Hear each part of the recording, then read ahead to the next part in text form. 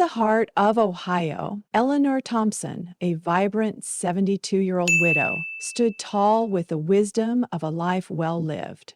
She'd turned her small catering business into a quiet fortune, never needing a dime from anyone.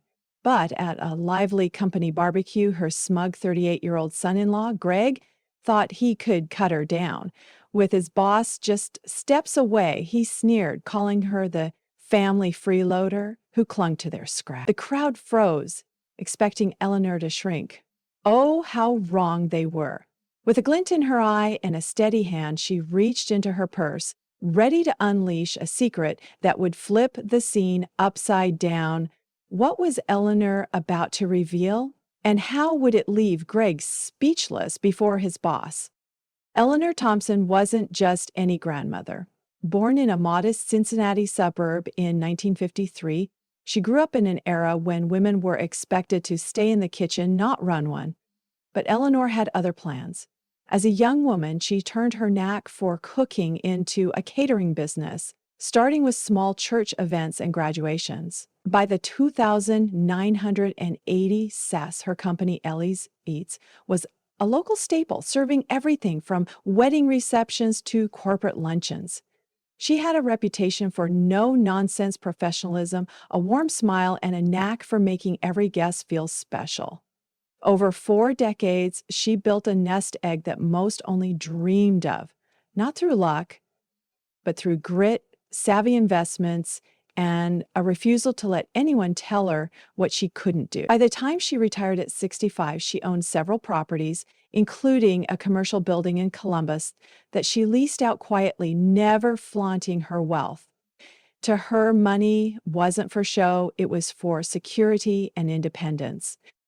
Eleanor's independence was her badge of honor, especially after losing her husband, Harold, to cancer 10 years earlier. Harold had been her biggest cheerleader, always saying, "Ellie, you're tougher than anyone I know." Without him, she leaned into that strength, living alone in a cozy bungalow filled with photos of her daughter, Sarah, and her 2 grandkids. Sarah, now 40, had married Greg, a car dealership manager with a flashy smile and an ego to match. Greg wasn't a bad guy, but he had a habit of dismissing Eleanor, treating her like a relic who needed coddling. He'd offer to pay for her groceries or fix her car, assuming she couldn't manage. Each time, Eleanor politely declined, her tone firm but kind. "I've got it covered, Greg," she'd say, her eyes twinkling with a mix of amusement and irritation. She knew he didn't get it. Didn't get her. The barbecue where everything changed was held on a sunny Saturday in July 2024 at a sprawling park just outside Columbus. It was the annual summer bash for Greg's dealership, a big event where employees, their families, and higher-ups mingled over burgers, cornhole, and cold lemonade. The air smelled of charcoal and sunscreen, and a local band played classic rock hits, Springsteen and Mellencamp, the kind of music that made Eleanor tap her foot. She'd come at Sarah's insistence, wanting to spend time with her grandkids, who were running around with water balloons. Eleanor wore a simple sundress and her favorite straw hat, blending in with the crowd, but carrying herself with a quiet confidence. She chatted with other guests, her laughter warm and genuine, but she couldn't shake the feeling that Greg was watching her, waiting for a chance to prove he was the big shot. Greg, at 38, was in his element at the barbecue. He worked the crowd like a politician, shaking hands and cracking jokes, his polo shirt emblazoned with the dealership's logo. He'd been promoted to manager 2 years earlier and loved the spotlight, especially with his regional director, Tom Whitaker, in attendance. Tom was a sharp 50-something executive who valued results and didn't tolerate fools. Greg saw the barbecue as his chance to shine, to show Tom he was more than just a salesman, he was a leader. But somewhere in his mind, Eleanor was a loose end, a reminder of the family he felt he had to carry. To him, she was just Sarah's mom, an old lady who probably needed their help to get by. He didn't know about her properties or her bank account. He didn't bother to ask. As the afternoon wore on, Eleanor sat at a picnic table with Sarah, sipping iced tea and watching the kids play. Greg swaggered over, a beer in hand, his voice a little too loud from one too many drinks. He started talking about the dealership, boasting about a record sales month. Sarah nodded, used to his bravado, but Eleanor listened quietly, her expression neutral. Then, out of nowhere, Greg turned to her, a smirk on his face. "You know, Eleanor, you're lucky we're around to keep you afloat," he said, loud enough for nearby guests to hear. "Not everyone gets a family to pick up their scraps." The words hung in the air, heavy and cruel. Sarah's face flushed, and a few nearby heads turned, including Tom Whitaker's, who stood just a few feet away, holding a plate of potato salad. The moment was electric, charged with tension. Eleanor felt the sting of Greg's words like a slap, but she didn't let it show. She'd faced worse in her life: skeptical bankers who doubted her business, clients who underestimated her, even her own parents who thought she'd never make it. This wasn't her first rodeo. Her heart raced, not with fear, but with resolve. She knew Greg expected her to make it. This wasn't her first rodeo. Her heart raced, not with fear, but with resolve. She knew Greg expected her to laugh it off or stay quiet, to play the role of the frail old lady he'd cast her in. But Eleanor Thompson was no one's stereotype. She set her iced tea down, her movements deliberate, and locked eyes with Greg. The crowd's chatter faded, and all eyes were on her. Sarah whispered, "Mom, you okay?" But Eleanor didn't answer. She was already reaching for her purse, her mind racing with the perfect way to turn this moment around. This wasn't just about Greg's insult. It was about every time someone had tried to diminish her, to box her into what they thought a 72-year-old woman should be. Eleanor had spent her life proving them wrong, and today would be no different. She thought of Harold, of his voice saying, "Show 'em Ellie." She thought of her grandkids, who deserved to see their grandma as a force, not a footnote. And she thought of that commercial building in Columbus, the one she'd bought in the 90s with her catering profits, the one Greg's dealership paid rent for every month without even knowing it. The lease agreement was in her purse. She always carried important papers, a habit from her business days. As her fingers brushed the folded document, a calm certainty settled over her. Greg had just made the biggest mistake of his day, and Eleanor was about to make sure he'd never forget it. The silence that followed Greg's cruel jab at the Columbus barbecue was deafening, the weight of his words, "family freeloader," hanging like a storm cloud over the sunny July afternoon. Eleanor Thompson, the 72-year-old widow who'd built a quiet empire from her catering business, felt the sting of his insult, but her face betrayed nothing. Greg, her 38-year-old son-in-law, stood smirking, oblivious to the tension rippling through the crowd, including the watchful eyes of his regional director, Tom Whitaker. Sarah, Eleanor's daughter, clenched her fists, her whisper of concern barely registering.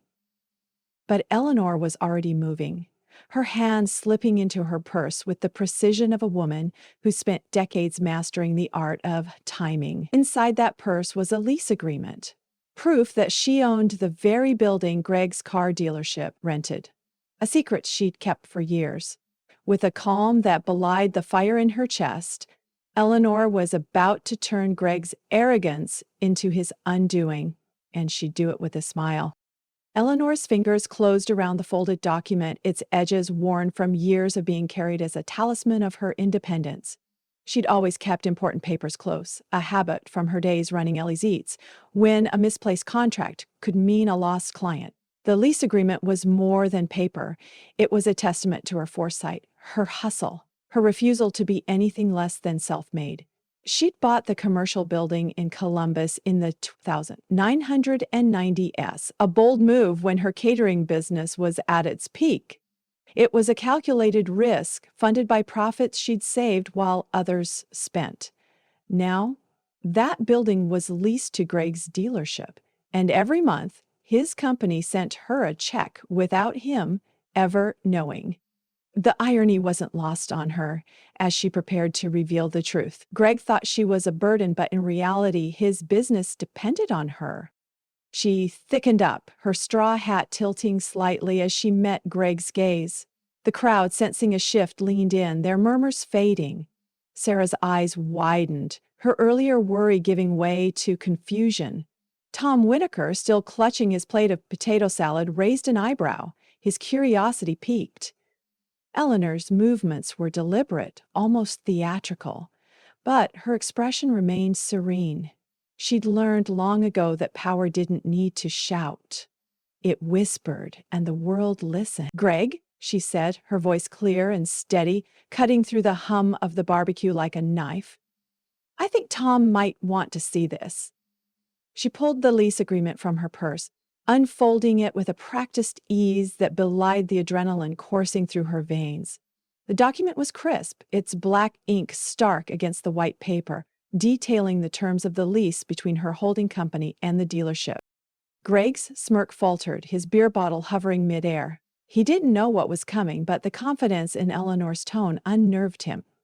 "What's that?" he asked, his voice tinged with a mix of curiosity and defensiveness.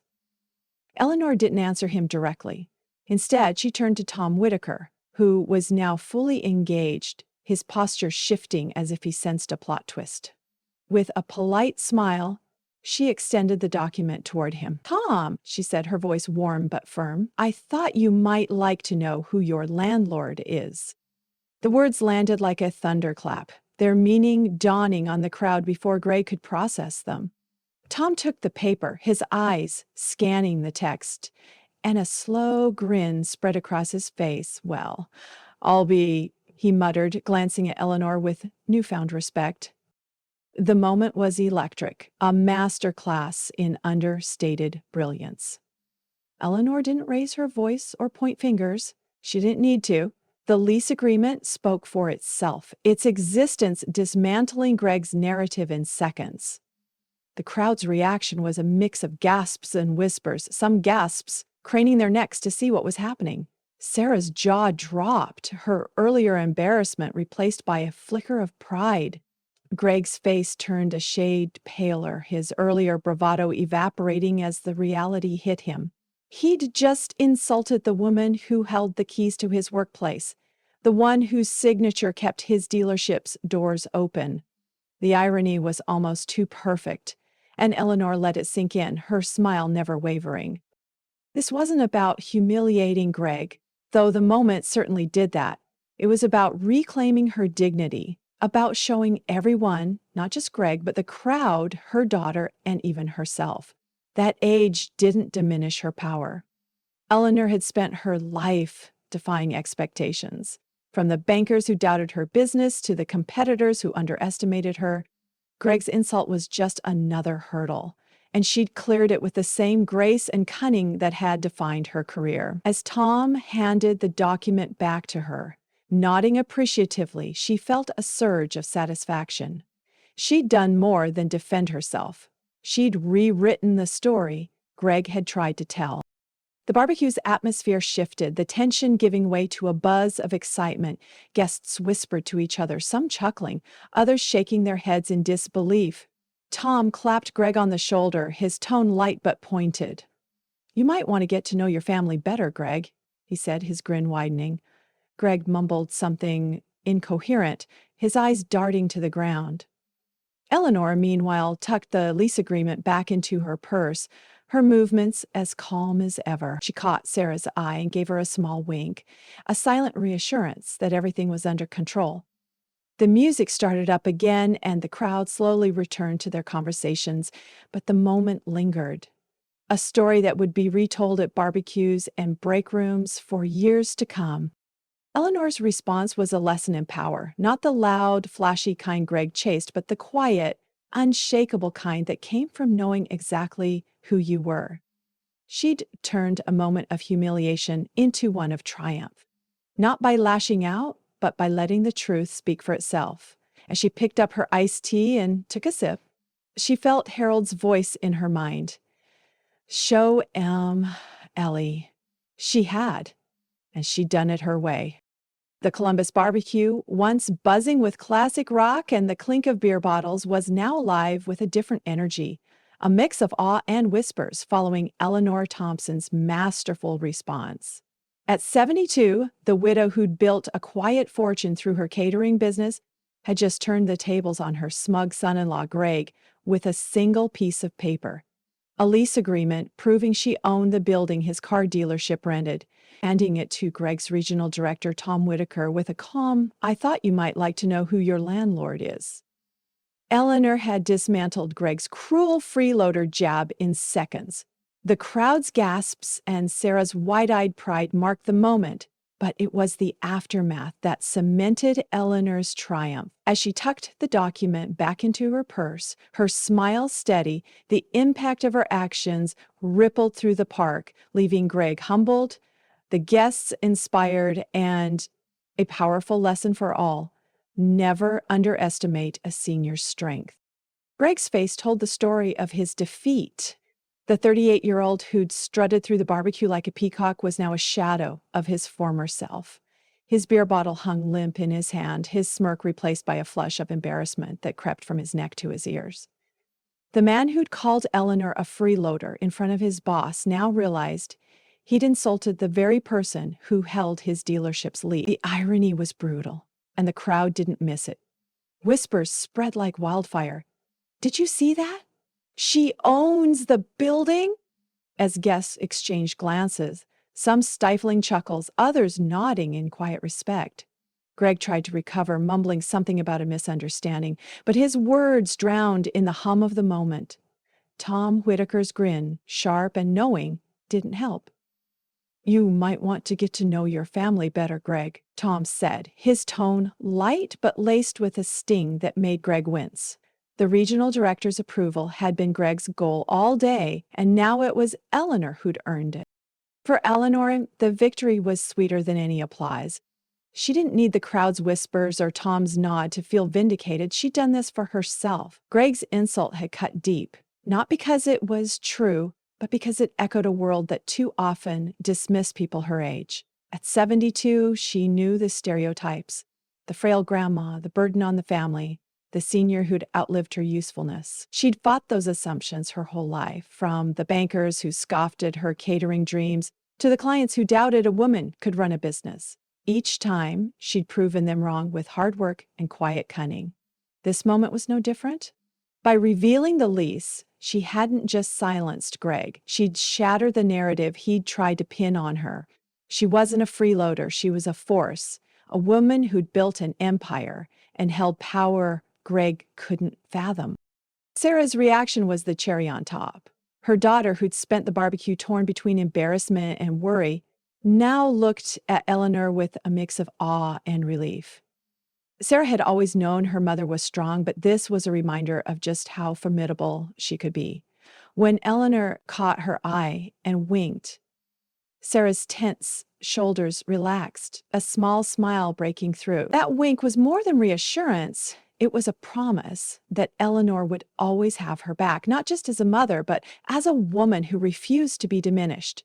For Sarah, it was a moment of pride, a chance to see her mother not as the widow who'd lost Harold, but as the trailblazer who'd built a legacy for their family. The grandkids, oblivious to the drama, chased water balloons nearby. But one day, Sarah would tell them this story, ensuring they grew up knowing their grandma was a legend. The crowd's response was a testament to Eleanor's impact. The barbecue resumed, music blaring, kids laughing, but the air had changed.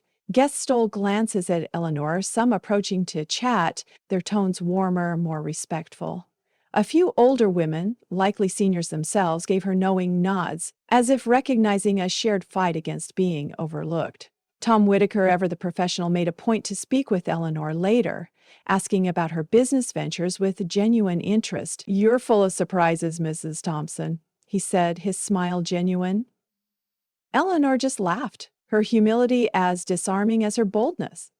She didn't need to boast. The lease had done the talking, but the moment wasn't lost on her.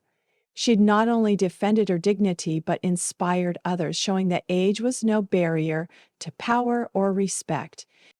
The lesson of Eleanor's triumph was universal, but it resonated deepest with those who'd felt the sting of being underestimated.